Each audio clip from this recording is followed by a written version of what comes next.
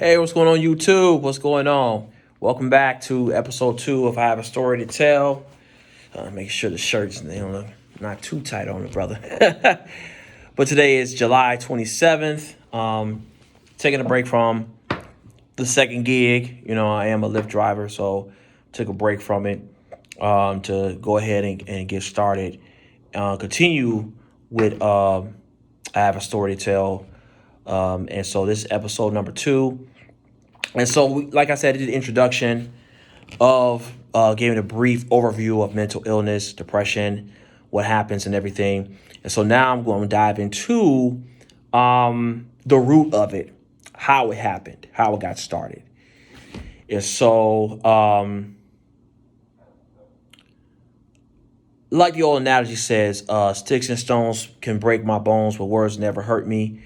That's not true. My biological father, Michael W. Lewis Sr., God rest his soul, very complicated man, to say the least. Later on in life, I found out I was one of, I think, 11 or 12 kids, and 12 different women he got, pregnant. I did connect with my sister Keisha in Philly. But my biological father, it was very, very difficult for me to understand at a young age of why my dad didn't want me.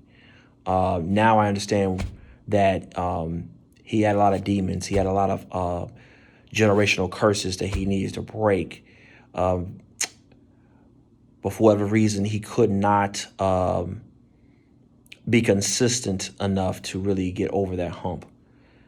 A lot of times is if you don't have the right support system, you don't have the right things in place to help you deal with that, it can become very difficult to overcome. So my biological father, really had some demons and some things that he really had to deal with.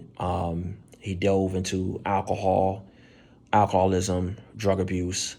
You name it. Unfortunately, my father dealt with it. And so I think around 9 or 10 years old, he had promised me that he was going to come to the summer, see me, all this other good stuff. And it was one summer I was over my grandparents' house, and I'm like, when my dad supposed to hear from him, as a kid, you're excited. And so called him up because at that time I still had the number to him in Philly. And I said, Dad, where you at? I thought you was going to come see me. You come in town and see me. And he basically was like, no, don't ever call me again. I know how you got this number or why you called me. Leave me the hell alone. I want nothing to do with you. He hung up the phone.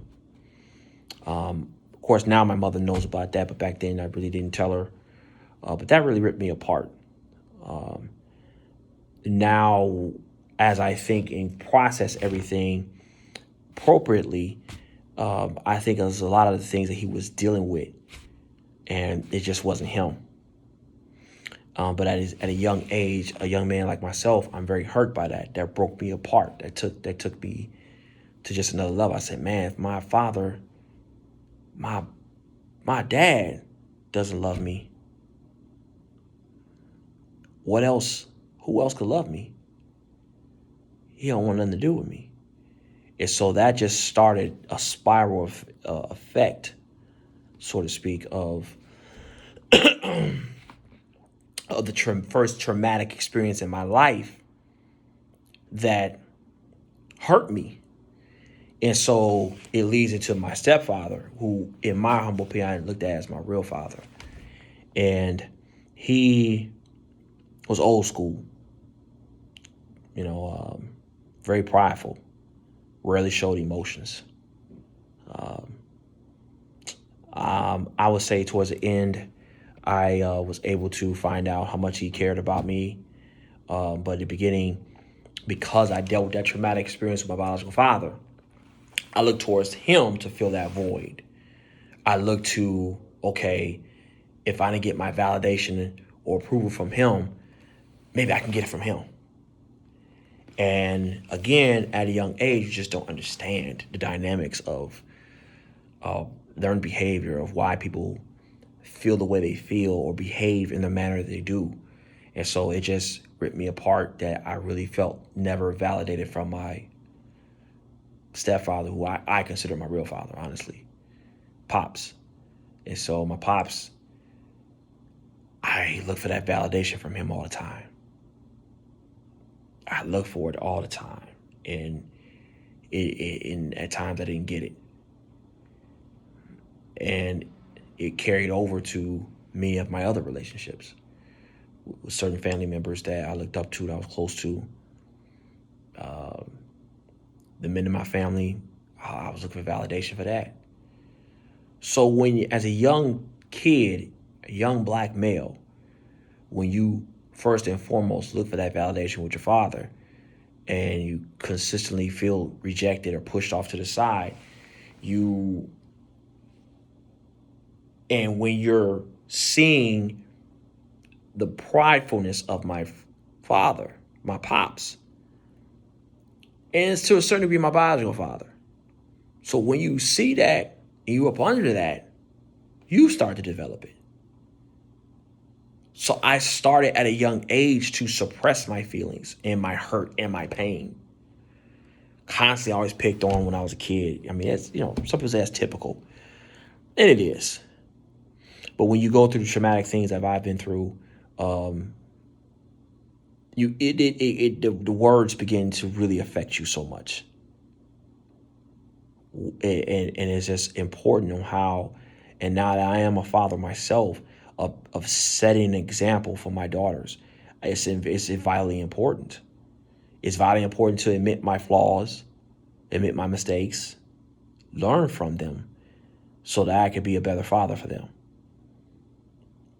But both my biological father and my Pops, I don't think truly had that, or were they taught that. I know for sure my biological father never. And so that carries, and that talks about the traumatic experiences within your life. And so what's so funny is those type of things carried over to my relationships with women. My self-confidence is shot. I'm questioning myself. It just carried over. And so then it carried over to my relationships with women. Like, in high school, I'm like, man, even before high school, I'm like, I need a girlfriend. I need this, I look for validation to be cool with people. Like, it just carried over so much. And so, but the bad habit I learned of suppressing my feelings and never expressing it, things that hurt me over the years, things that bothered me over the years, things that I witnessed within my family. And when I talked, it just became such a huge problem. So at an early age, I never truly was taught. Now, there were people that were trying to teach me that. But if I don't see my Pops doing it, I'm not going to listen to other people. That's my Pops. And so that was a huge thing for me.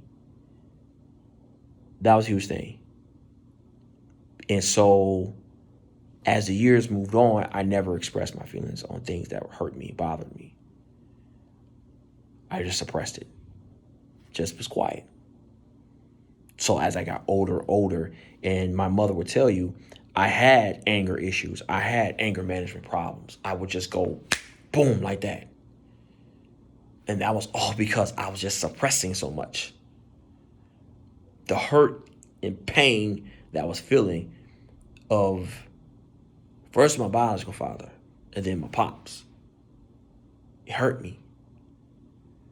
Because I questioned myself. I was searching for that approval. I couldn't get it from my friends and my peers, but I knew I could get it from my father. And then when I don't get it, it's like, well, why am I here? I started that process and thought that way of thinking mentally at an early age. And so a lot of people need to understand that when you have traumatic experience within your life and it never gets talked about, or you never appropriately treated, it can be, it can affect you. It can, you know, it can stay with you. I didn't have the tools and coping skills then. Didn't have it. I just suppressed it. And so I was looking for validation with women.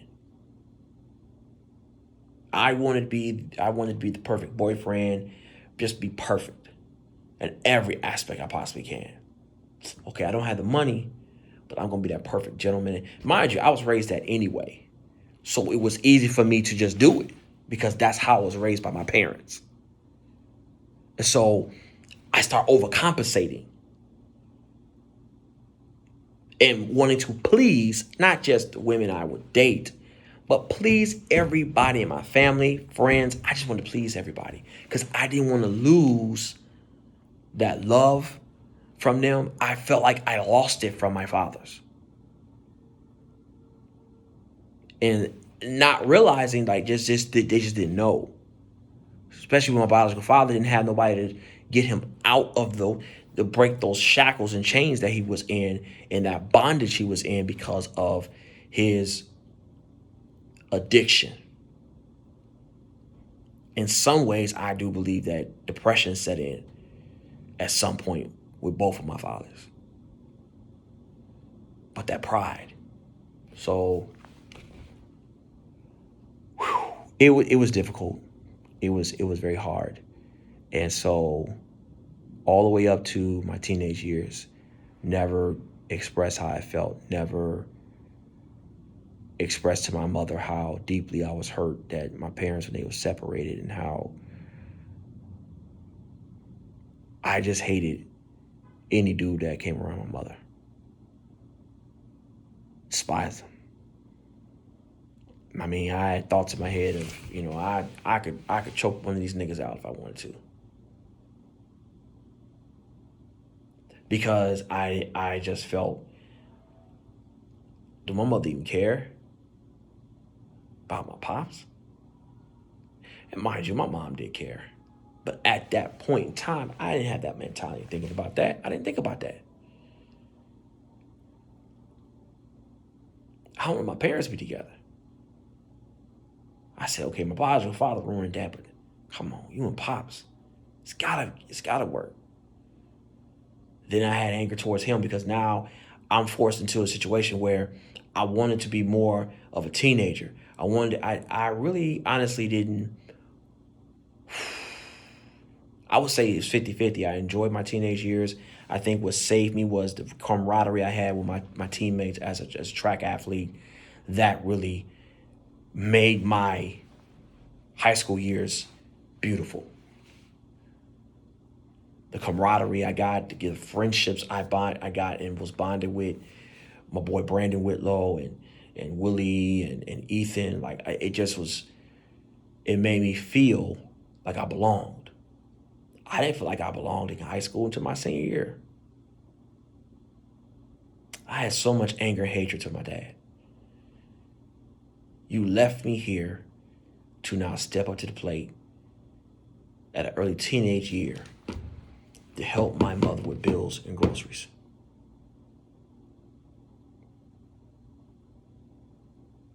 I had to help my mother leave my leave from when I went away to college at the University of Indianapolis for a year. Had to come back because of financial reasons. Come back, by the grace of God, I thank God that I got accepted to Lewis University, full ride, everything. Not full ride, but a partial scholarship for academics. And I had to leave campus to help my mother get back and forth to work. So it's like I'm thrust into, and mind you, in high school, I was thrust into that situation towards the end of my junior year. I think that's, around the time my parents separated. So now I'm thrust into this situation because of your damn pride. Like, come on, man. I should be enjoying my high school years more than this. So at the end of the day, I suppressed all that because I'm like, I can't tell my mom this.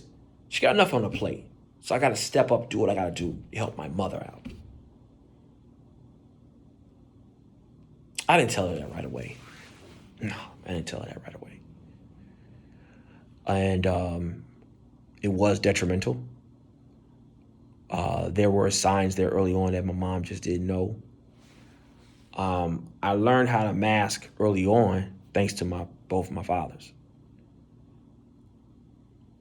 especially Pops, my stepdad, Pops, as I affectionately always will call him, my Pops, because he masked. He masked damn good. And it led to a huge explosion one day. We was leaving church and I was driving. This was right in the beginning stage when I finally got my license, was driving and stuff. And my mom was just being innocent. She, you know how that goes. You driving, your mother holding on like this and like, oh my God, look out. She just panicking as normal parents do when they're teaching their kids to drive. And I just exploded in the car. I immediately just jerked the car over, pulled over, hitting myself, screaming, hollering, hitting it. I'm sick of this shit. I'm sorry. I just exploded. And it was all because and what's so funny was that little innocent thing triggered me into this rage. And it just not only shocked my mother, but scared the living hell out of her. First of all, she didn't know where it came from. And then secondly, she's now concerned, like, what's going on with Michael? It was so much pain, hurt, anger, hatred. It just became rage. And of course, after that incident, I sought after some help. Reverend James, who was at the time a youth ministry at my church, and he started counseling me, and it helped. But I never continued the coping skills. And I just kept suppressing. So you see on how it started was learned behavior. I learned how to mask. I learned how to keep quiet. Not say anything, keep my emotions intact. The hell with how I feel right now. I gotta help my mom out. So this started at an early age. And this carried over. So at the end of the day, what I'm saying is, we have to find a way to be able to handle these things better. Because at the end of the day, when we go back, like I'm doing right now, and we'll continue this in the next episode, and dive into more in detail about coping skills and things of that nature. But what I want everyone to understand is, it started as learned behavior. The breakdown started so early. First and foremost, it's vitally important. The presence of a father within their child's life is vitally important. Obviously, with the statistics and numbers, especially in the Black community, is vitally important. As you see, excuse me, when I'm telling you this story, how it all started. It started with my biological father. But then it carried over to my pops, my stepfather, my pops. But these men they didn't know any better. They didn't know. I can see that clearly now. But at a young age, we as kids, we don't see that. We want the affection and love from our parents. We as young men want the love and affection from our father more than anything. We want that approval. Once you get that stamp of approval from your father, man, you good. People with LeVar Ball, he very brash and everything else, and I get it. He needs to stop talking so much, but he is proud of his kids, man. I don't knock that brother for that at all. He letting the world know, like, my boys are do you know what? He don't get no better than my boys. You don't think that carried for them boys? You don't think them boys, the LeVar brothers, LeVar Ball's sons, they don't want that? That confidence? That swag? Oh yeah. That carried a lot of weight for them, man. Look at him now. My personal opinion, he's done a great job. His boys putting in work. But when you don't have that, that's a huge void missing. And my mom, as a single mother, did a great job of having positive male influences in my life. But it don't get no better than your father's. And here's a key component. I never mourned when it came to my biological father. I never had a chance to really vent on how much I missed my biological father. Because I jumped. See if you catch it. I went from this relationship to the next one, looking for that validation. Instead of dealing with the problem issues before I looked for the validation with my pops, my stepfather. I still had hurt and damage from my biological father.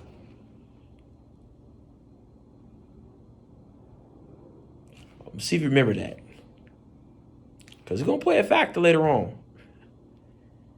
But as I wrap up at the end of the day, I want to leave you with this. And after this episode, I'm going to start leaving you more of certain scriptures, certain things that have really helped me out. But today is a sermon that I always listen to all the time. Everybody knows T.D. Jakes. And I've been following T.D. Jakes ever since, I would say, probably my sophomore year in high school. And one of the things that the sermons that I really love to hear, that I keep replaying a lot, is there's nothing as powerful as a changed mind. And I understood it, but to dive into it more with my life experiences and the things that I've been reading upon, and one of the books I will be mentioning is Heart on Break. I love this book. And with that and what his sermon talks about of how powerful a changed mind is, and the analogies that T.D. Jakes used when it comes to it, we have to have that mind of changing our minds, changing our habits. And for me, where I took it was my relationship with God cannot be inconsistent. My connection with him cannot be inconsistent. And so once I have that process of a changed mind, starting with that first and foremost, everything else is a domino effect. Once you have a changed mind, the devil, that really ticks him off. Because now your mindset is, I'm not having this no more. I'm not taking this no more. My biological father was very physically and verbally abusive to my mother. But once she had that changed mind, everything in her life changed for the better. So my challenge to you is that you got to have a changed mind. Have a changed mindset, have a changed mentality. Start putting more positive things within your mindset. It's very hard each day to be consistent. It's very hard each day to have that discipline. It's very hard each day to think of the positive when so many things are crumbling around you. But when you have a mindset of God and you have a mindset of the love of God and the connection with him, then everything else changes. It took me a very long time to finally get to this point in my life where every decision I make, every move I make is going to be lockstep and key with God. I have a changed mind, and people are not going to like that thought process. People are not going to want that changed mind, but you have to be prepared for it so much that you finally say, okay, I'm good on that. There's been so many decisions I've made recently, And certain things I have to be silent on. And that bothers me. That's one thing of a changed mindset I had to have. It being silent on things because God has told me not everybody. First off, Michael, they do not need to know any and everything we talk about when it comes to the vision, mission, and vision I have for you. Because not everybody's going to accept it the way you do. No one's going to celebrate it or support you in that way. So I need you to be silent sometimes. And just move. Just be still. And so when you have that change mindset, the floodgates just open and so many blessings are going to come to you. I know I definitely ran about 5-10 minutes over, but it was needed. I wish you all nothing but the best. This was I Have a Story to Tell, episode 2. Y'all be blessed. We understand now how I got there and really why I got there. What did I do afterwards to correct it? Love you guys. Be blessed.